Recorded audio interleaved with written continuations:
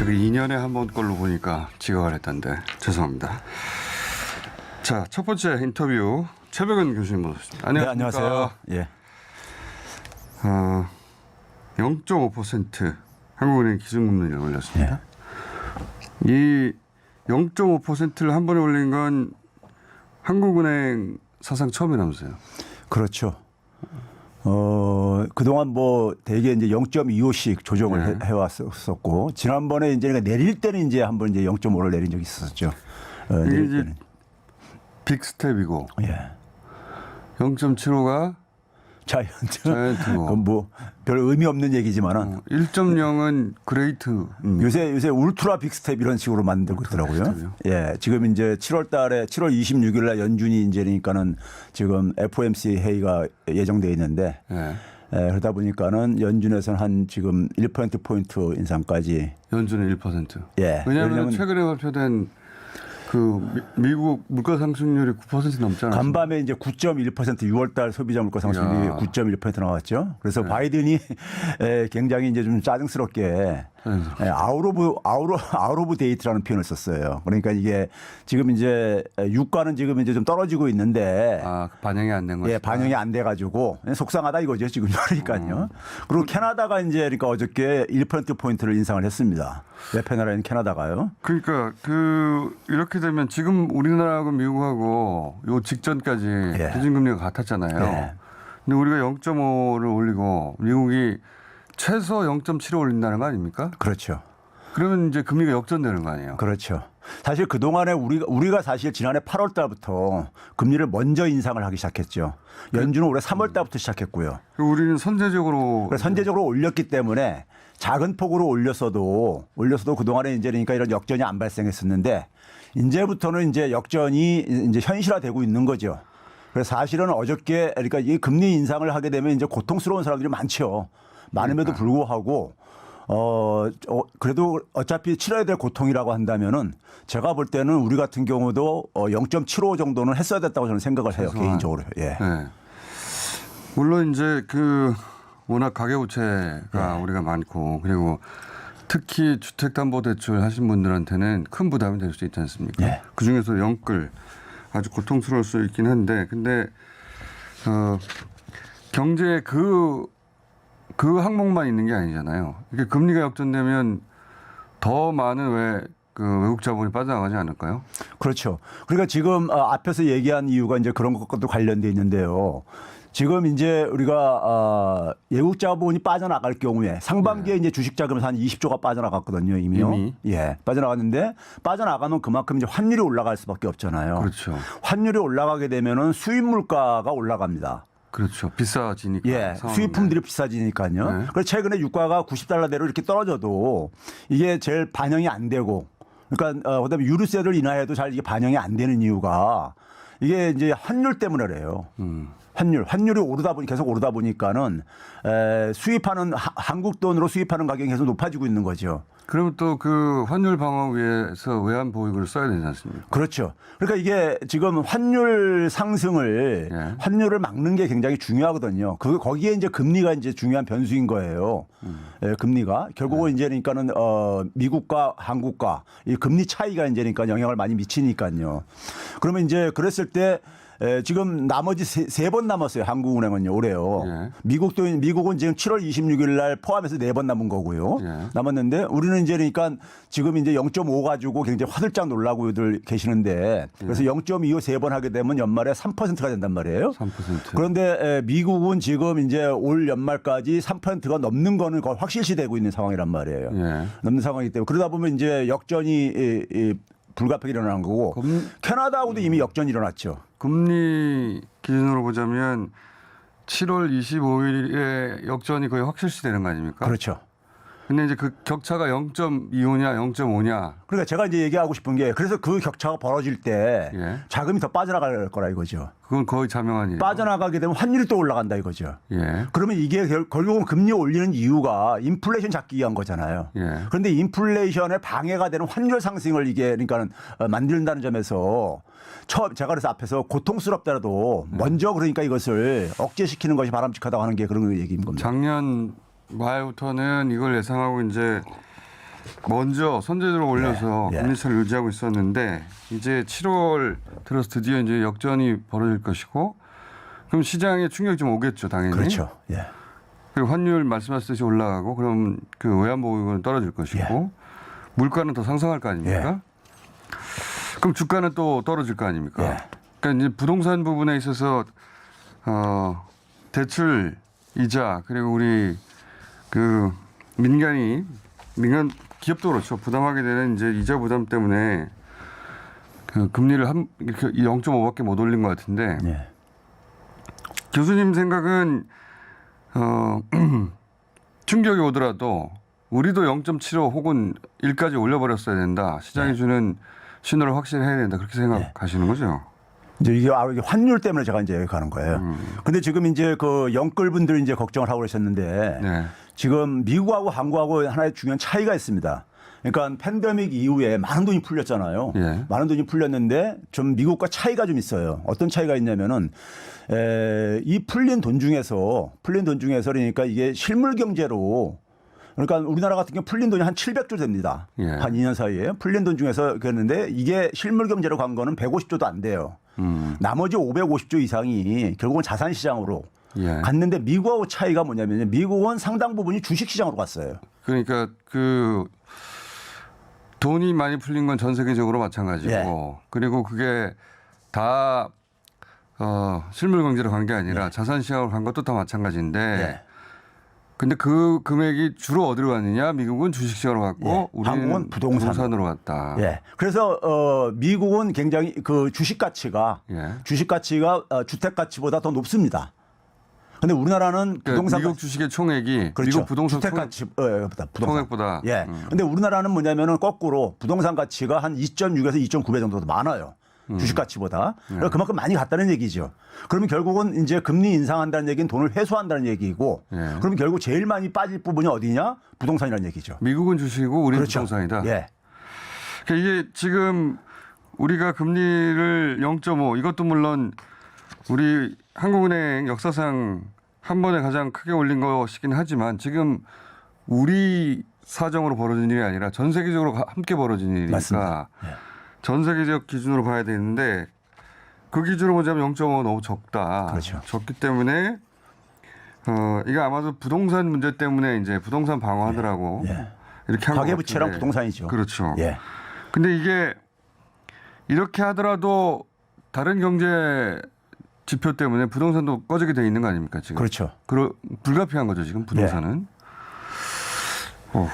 근데 한국경제연구원에서는 이게 물가가 올라간 것은 통화량 때문이다 이렇게 분석을 했어요. 이게 맞는 이야기입니까? 아닙니다. 제가 앞에서 얘기했던 게 그래서 그렇게 얘기를 하는 거예요. 우리가 이제 이걸 현실적으로 감을 좀 잡기 위해서는요. 금융위기 이후에도 굉장히 많은 돈을 풀었었잖아요. 그 당시엔 근데 우리가 보게 되면 인플레이션이 안 생겼었어요. 그 이유가 그 당시도 마찬가지로 돈이 실물 경기로 안 가기 때문에래요. 그러니까 미국도 2008년도에 금융이 터지면서 2008년 12월 달에 제로금리가 내립니다.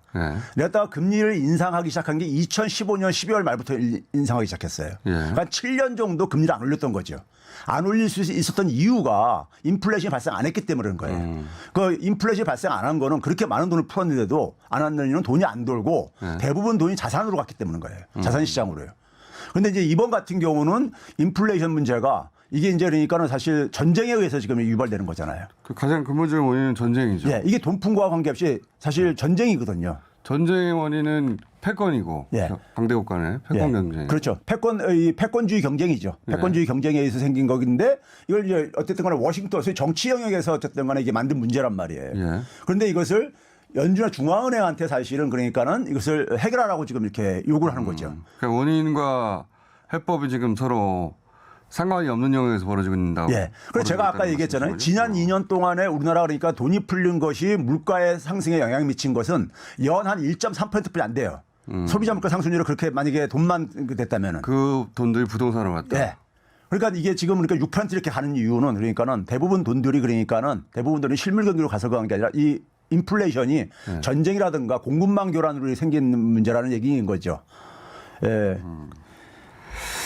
근데 이제 제가 여기서 한 가지 이제 우려하고 있는 거는 뭐냐면은 지금 이제 그러니까는 그 외환보유액이 줄어들면서 예. 지금도 그러니까 이미 줄어들고 무역 있죠. 수지 적자로 지금 전환됐잖아요. 우리나라가 이제 외환위기 이후에 흑자 국가로 계속해서 이제 우리가 유지가 됐었는데 예. 근데 적자로 전환되고 있잖아요. 빠르게요. 예. 그런데면서 외환보유가 줄어들다 보니까는 어떤 일이 생기고 있냐면요. 소위 말해서 우리나라에 이제 그러니까 그 외국인 자금들이 철수할 때 그 방어 능력을 나타내는 게 있는데 그게 이제 외환보유액이 최종적인 방어선이잖아요. 예. 그걸 가지고 이제 그러니까는 외국인들이 국내에서 그러니까 예를 들어서 한국 정부가 발행한 채권에 대해서 우리가 흔히 말해서 국가 채무가 굉장히 중요한 역할을 한다고 애들 많이 얘기하잖아요. 예. 외국인들이 보유하고 있는 국고채가 있어요. 그 비중이 지난해 12월 달까지는 한 30% 안팎에서 이렇게 안정적으로 유지가 되어 왔었어요. 예. 근데 이게 지난 6개월 사이에 40%로 뛰었습니다. 그렇다는 얘기는 외환 보유 자체 볼륨이 줄어들었다는 얘기죠. 그래서 예. 그 외국인들이 보유한 비중이 높아졌다는 거죠. 예. 그러다 보니까는 외국인들이 불안해하는 거죠. 상한 능력에 대해서 그게 바로 나타나는 게 CDS라는 프리미엄에 그거 작년까지만 해도 우리가 역대 가장 높은 그렇죠. 건데. 심지어 일본을 앞지르기까지 하고 그랬었죠. 그 국가 신용도의 하나인데 그게. 그렇죠. 예. 그게 CDS 프리미엄이 최근에 그러니까 50bp를 넘어서 56bp까지 갔다가 이게 50bp라는 게 뭐냐면 0.5% 정도라는 얘기인데 예. 근데 작년에 그러니까 우리가 3월 16일 날에 1차 그러니까는 그 대유행이 번지기 시작했던 예. 그때는 주가가 대폭락했잖아요. 전 세계가요. 예. 그 당시에 49pp였었어요. 아 그때보다 낮다. 그때보다 높은 거예요. 지금요. 이게 그러니까요. 그 흔히 말하는 외평채가 어느 예. 정도 이자율을 발행할 수 있냐 그거 아닙니까? 그렇죠. 그게 낮으면 낮을수록 경제적인 그 대외 신인도가 높은 거 아닙니까? 그렇죠. 그게 작년에는 우리가 역대 가장 안정적으로 맞습니다. 신용도가 높았다는 거 아니에요? 예. 그리고 지금은 가장 나빠지고 있다는 거죠, 예. 지금. 그러니까 한 20bp, 0.2% 정도 가다가 지금 0.5%가 넘어섰으니까 굉장히 빠른 속도로 올라가고 있는 건데 그러다 보니까는 최근에 이제 블룸버그에서 그러니까는 세계 이제 지금 이제 이 달러 강세가 되면서 신흥국가와 개도국들의 많은 파산 가능성이 지금 얘기되고 있는데 파산이요? 예, 파산 가능성이 얘기되고 있습니다. 국가들의 신흥국가. 그래서 IMF에서는 뭐냐면은 지금 이제 G20의 회담 열리면은 거기서 주요 국가들이 신흥국가에 대한 이 채무를 탕감을 좀 이제 하는 걸 검토해야 된다. 이 얘기를 지금 하고 있어요. 지금 이제 파산 가능성이 발생하는 국가들은 지금 계속 늘고 있습니다. 스리랑카를 지금 이미 알려진 얘기고. 그러다 보는데 여기에 이제 50개 국가를 블룸버그에서 그러니까는 국가 부도 가능성이 파산 가능성이 높은 나라가 50개가 있어요. 전 세계 200개 중에 예. 파산 가능성이 높은 예. 그러니까 순서로 따지자면 하위 50% 예. 50개국을 꼽았어요. 그럼 여기에 이제 대개 포함되는 게 우리가 알고 있는 가난한 나라들. 중남미의 뭐 엘살바도르라든가 아프리카의 가나라든가 뭐 이런 나라들이 주로 이제 포함될 수밖에 없는데요. 그런데 여기 한국이 포함됐어요. 블룸버그가 선정한 하위 50개 국가에. 그래요? 예.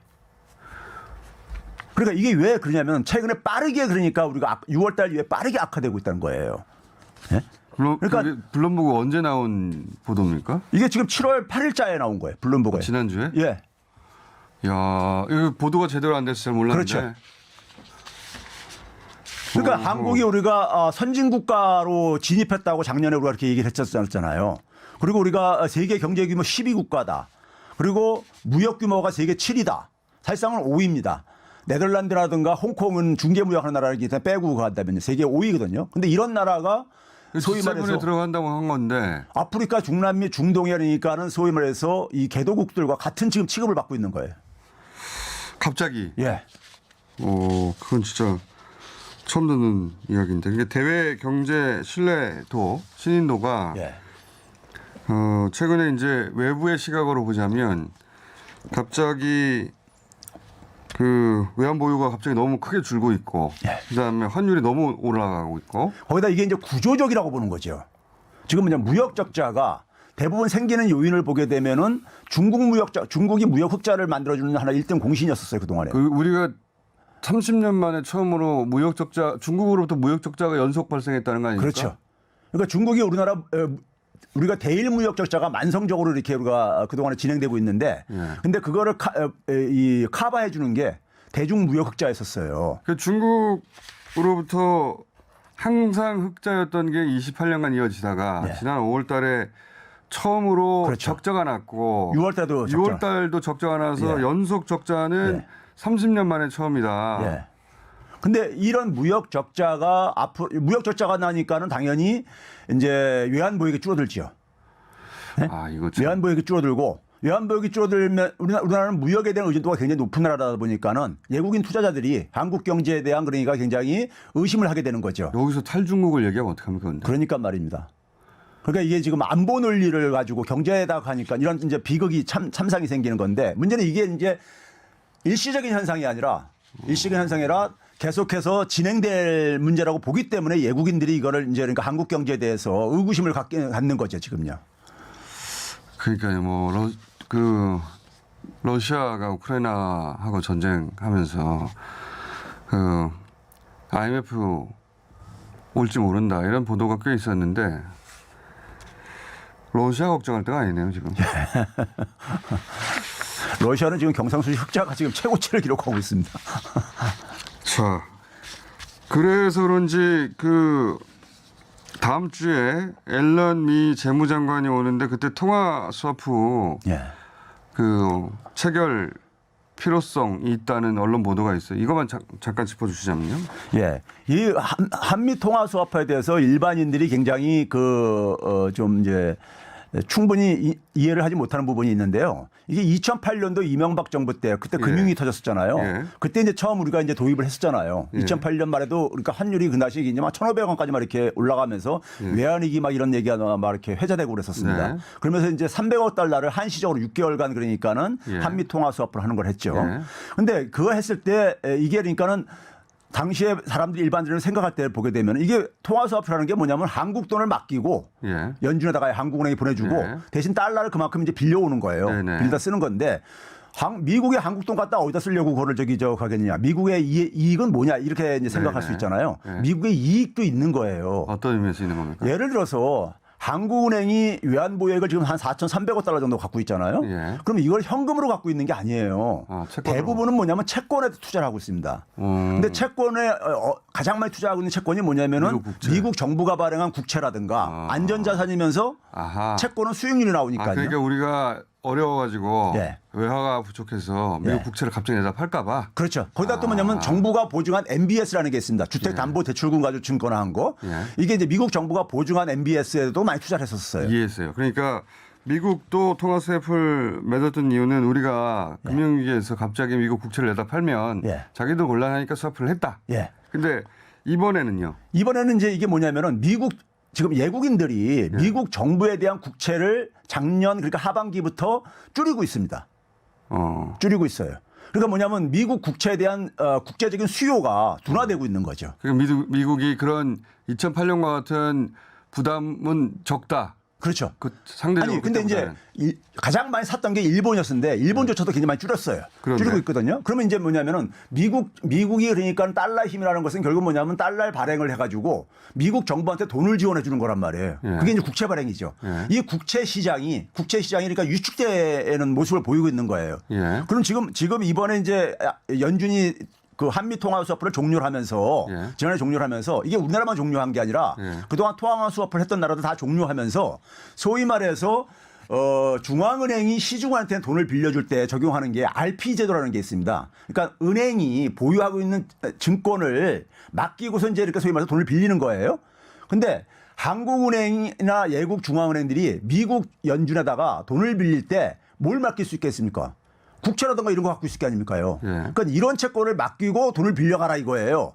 그러면은 미국 국채에 대한 그러니까는 시장이 좀 활성화될 거라 이거죠. 그래서요? 그러니까 미국 국채에 대한 지금 그러니까는 수요가 둔화되는 것을 막기 위해서 연준도 그러니까는 이 스와프 방식을 종료하고 피마라는 제도를 그러니까 도입을 한 거예요. 그러면 지금 성일종 그 위원장이 문재인 정부가 외교적으로 관계가 안 좋아가지고 미국하고 그 스와프가 종료했다 하는 건 전혀 잘못 알고 있는 거예요. 그건 대단히 잘못된 정치적인 프레임이고요.